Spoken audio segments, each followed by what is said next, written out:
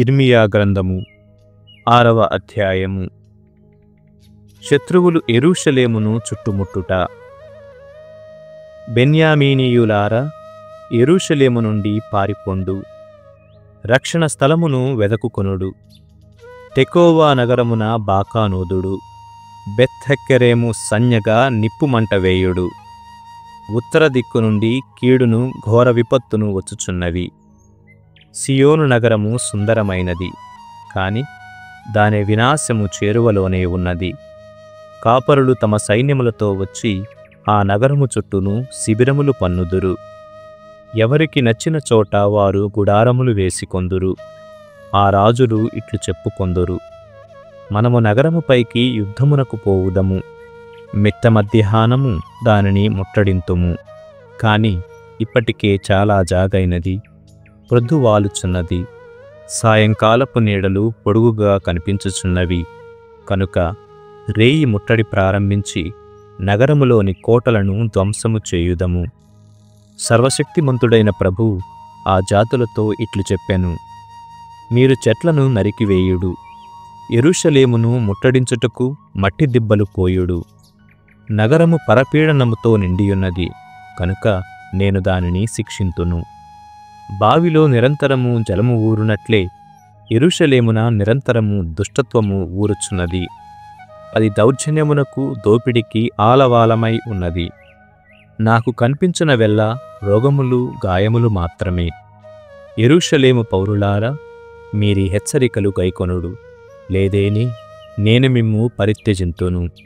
నేను మీ పురమును ఎడారి కావింతును, ఇక చటెవడును వసింపడు. ఇశ్రాయేలీయుల తిరుగుబాటు. సర్వశక్తిమంతుడైన ప్రభువు నాతో ఇట్లనెను: ద్రాక్షతోటలో పరిగెలేరినట్లే శత్రువులు ఇశ్రాయేలీయులలో పరిగెలేరుదురు. నీవు చివరిసారిగా వారిలో నీకు చేతనైన వారిని రక్షింపుము. కాని నేనిట్లంటిని: నేనెవరికి చెప్పగలను? నా హెచ్చరికలను ఎవరు పాటింతురు? వారికి విను సంస్కారము లేదు, వారు వినరు. నా మాటలను వారు లెక్క చేయరు, నీ పలుకులు వారికి రుచింపవు. ప్రభూ, వారిపై నీకు గల కోపము నా గుండెలోనూ రగులుకొనుచున్నది, నేనిక దానిని భరింపజాలను. ప్రభువిట్లనెను: నీవా కోపమును వీధిలోని పిల్లల మీదను యువజన సమావేశముల మీదను కుమ్మరింపుము. శత్రువులు వచ్చి భార్యభర్తలను కొనిపోవుదురు, గడ్డములు నెరసిన వారిని పండు ముదుసలులను కూడా విడిచిపెట్టరు. వారి గృహములు, భూములు, భార్యలు అన్యుల హస్తగతమగుదురు. నేనీ దేశమునందలి ప్రజలను శిక్షింతును. అల్పులు అధికులు కూడా అన్యాయమునకు పాల్పడుచున్నారు. ప్రవక్తలు యాజకులు కూడా వంచనమునకు ఒడిగట్టుచున్నారు. వారు నా ప్రజల గాయములను పట్టించుకొనుటలేదు. ఎల్లరును కుశలముగా లేకున్నను ఎల్లరును కుశలముగా శాంతిగా ఉన్నారని పలుకుచున్నారు. ఇట్టి హేయమైన కార్యములు చేసినందుకు వారు సిగ్గుపడిరా? లేదు, అసలు వారికి సిగ్గుపడుట కూడా చేతకాదు. కనుక పూర్వము నా శిక్షకు లోనైన వారు కూలినట్లే వారును కూలుదురు. నేను దండింపగా వారు నేల కొరుగుదురు. ఇది ప్రభువు వాక్కు. ప్రభు తన ప్రజలతో ఇట్లనెను: మీరు 4 త్రోవలు కలియుచోట నిలుచుండి పురాతన మార్గమేది అని ప్రజలను అడుగుడు, సత్పదమేది అని ప్రశ్నింపుడు, దానిలో నడువుడు. కాని ప్రజల మార్గమున నడువమనుచున్నారు. అంతటా ప్రభువు కావలివారిని నియమించి ప్రజలతో, మీరు వారి బూరధ్వనిని ఆలింపుడని చెప్పెను. కాని ప్రజలు మేము ఆలింపమనిరి. కనుక ప్రభువిట్లనెను: జాతులారా, మీరు నా పలుకులు ఆలింపుడు. బృందములారా, నా ప్రజలకేమి జరుగునో తెలిసికొనుడు. భూమి వినుము, నా ప్రజల దుష్కార్యములకు గాను నేను వారిని నాశనము చేయబోచున్నాను. వారు నా పలుకులు ఆలింపరైరి, నా ఉపదేశములను పెడచెవిన పెట్టిరి. వారు షేబా నుండి నాకు సాంబ్రాణిని కొనివచ్చిననేమి, దూరదేశము నుండి సుగంధ ద్రవ్యములను కొనివచ్చిననేమి, వారి దహన బలులను నేను అంగీకరింపను. వారి అర్పణములు నాకు ప్రీతిని కలిగింపవు. కావున నేనీ ప్రజల బాటలో రాళ్ళు అడ్డము పెట్టుదును. వారు వానిని తట్టుకొని పడిపోవుదురు. తండ్రులు, కుమారులు, మిత్రులు, ఇరుగు పొరుగు వారు ఎల్లరునూ చత్తురు. ఉత్తర దిక్కు నుండి దాడి. ప్రభు ఇట్లు నొడుగుచున్నాడు. ఉత్తర దేశము నుండి ఒక జాతి వచ్చుచున్నది. దూర ప్రాంతమున ఒక మహాజాతి యుద్ధమునకు సన్నద్ధమగుచున్నది. ఆ జాతి ప్రజలు విల్లులను కత్తులను చేపట్టిరి. వారు క్రూర హృదయులు, నిర్దయులు. ఆ ప్రజలు గుర్రములపై ఎక్కి వచ్చుచుండగా సాగరము ఘోషించునట్లుగా ఉండును. వారు యెరూషలేమును ముట్టడింతురు. యెరూషలేము పౌరులు ఇట్లందురు: మేమా వార్త వింటిమి, మా చేతులు చచ్చుపడినవి, మేము భయభ్రాంతులమైతిమి.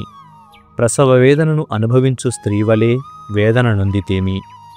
పొలమునకు పోవుటకు గాని మార్గములలో నడచుటకు గాని మాకు ధైర్యము లేదు. శత్రువులు కత్తితో కాచుకొని ఉన్నారు. ఎల్ల ఎడల భయము ఆవహించి ఉన్నది. ప్రభు తన ప్రజలతో ఇట్లనును: మీరు గోనె తాల్చి బూడిదలో కొర్లాడుడు.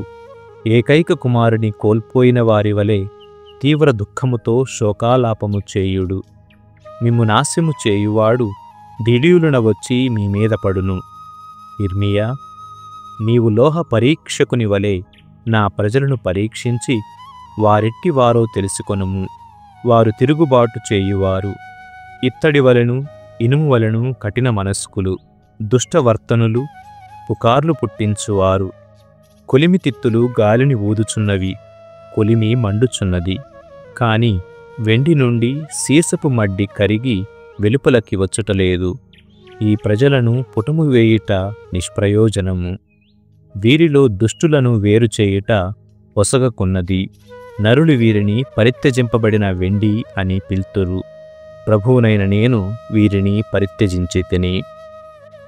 యెహెజ్కేలు గ్రంథము 34వ అధ్యాయము. ఇశ్రాయేలు కాపరులు. ప్రభువాణి నాతో ఇట్లనెను: నరపుత్రుడా, ఇశ్రాయేలు కాపురులను ఖండింపుము.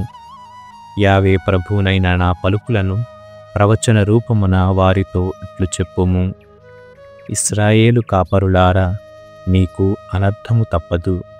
మీరు మీ కడుపు నింపుకొనుచున్నారే గాని గొర్రెల మందలను మేపుటలేదు.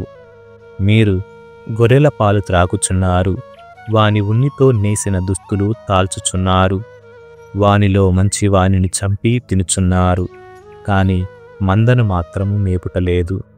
మీరు గొర్రెలలో దుర్బలమైన వానిని పట్టించుకొనుటలేదు, రోగము సోకిన వానికి జబ్బు నయము చేయుటలేదు, గాయపడిన వానికి కట్టుటలేదు, ప్రక్కకు త్రప్పుకొనిన వానిని మందలోనికి కొనివచ్చుటలేదు, తప్పిపోయిన వానిని వెదకి తోలుకొని వచ్చుటలేదు. పైగా వారి పట్ల క్రూరముగా కఠినముగా ప్రవర్తించుచున్నారు. కాపరి లేనందున గొర్రెలు చెల్లాచెదరయ్యను, వన్యమృగములు వానిని చంపి తినివేసెను. నా గొర్రెలు ఎత్తైన కొండల మీదను తిప్పల మీదను తిరుగాడెను, భూమి యందంతటను చెల్లాచెదరయ్యను. వానిని పట్టించుకునివాడు గాని వెదకువారు గాని లేరు. కాపరులారా, మీరు ప్రభువునైన నా పలుకులాలింపుడు. సజీవుడను యావే ప్రభువునైన నేను ఆనపెట్టి చెప్పుచున్నాను. కాపరి లేడు కనుక వన్యమృగములు నా గొర్రెల మీద పడి వానిని చంపి తినివేసెను. నా కాపరులు మందను వెదకలేదు. వారు తమ కడుపు నింపుకొనుచున్నారే గాని నా మందను మేపలేదు. కావున కాపరులారా, మీరు ప్రభువునైన నా పలుకులు ఆలింపుడు. యావే ప్రభువునైన నేను చెప్పుచున్నాను. నేను మీకు విరోధినగుదును. నేను మీ నుండి నా గొర్రెలను తీసుకొందును. మీరిక మీదట వానిని మేపజాలరు. నేను మీ నుండి నా గొర్రెలను కాపాడుదును. మీరు వానిని మృంగివేయజాలరు. మంచి కాపరి. ప్రభువునైన నేను చెప్పుచున్నాను. నేను నా మందను వెదకెదను, వానిని గూర్చి జాగ్రత్త పడెదను. కాపరి చెదరిపోయిన గొర్రెలను గూర్చి జాగ్రత్తపడి వానిని మరలా ప్రోగు చేసినట్లే నేనను చేయుదును. మబ్బులు ఆవరించి చీకట్లు క్రమ్మిన రోజున ఆ గొర్రెలు చెల్లాచెదురైన తావుల నుండి వానిని మరలా తోలుకొని వత్తును. నేను వానిని పరదేశముల నుండి ప్రోగుచేసి స్వీయ దేశమునకు కొనివత్తును. వానిని ఇశ్రాయేలు కొండలకు వాగులకు తోడుకొని వచ్చి మంచి గడ్డిబీడులలో మేపుదును. వానిని ఇశ్రాయేలు దేశములోని కొండల మీద పచ్చిక పట్టులలోను లోయలలోను పచ్చని గడ్డి బీళ్లలోను మేపుదును. నేనే నా గొర్రెలను మేపుదును. వానికి విశ్రామ స్థానమును చూపింతును. ఇది ప్రభువునైన నా వాక్కు. నేను తప్పిపోయిన గొర్రెలను ప్రక్కకు తొలగిన వానిని తోలుకొని వత్తును. గాయపడిన వానికి కట్టుకట్టుదును. రోగము తగిలిన వానికి జబ్బు నయము చేయుదును. క్రొవ్వి బలముగానున్న వానిని నాశము చేయుదును. నేను న్యాయముగా ప్రవర్తించు కాపరిని. నా గొర్రెలారా, ప్రభువునైన నేను చెప్పునదేమనగా, నేను మీలో ప్రతిదానికి తీర్పు తీర్తును. గొర్రెలను మేకల నుండి వేరు చేయుదును. మీలో కొన్ని మంచి పచ్చికను మేయుటతో తృప్తి చెందక తాము మేయని పచ్చికను కూడా కాళ్లతో త్రొక్కుచున్నవి. స్వచ్ఛమైన నీళ్లను త్రాగుటతో తృప్తి చెందక తాము తాగని నీళ్లను కూడా త్రొక్కి మురికి చేయుచున్నవి. నాకు చెందిన తక్కిన గొర్రెలు మీరు త్రొక్కిన గడ్డిని మేయవలసి వచ్చుచున్నది. మీరు మురికి చేసిన నీటిని త్రాగవలసి వచ్చుచున్నది. కనుక ప్రభువునైన నేను చెప్పుచున్నాను, నేను బలిసిన గొర్రెలకును బక్కచిక్కిన గొర్రెలకును మధ్య తీర్పు తీర్తును.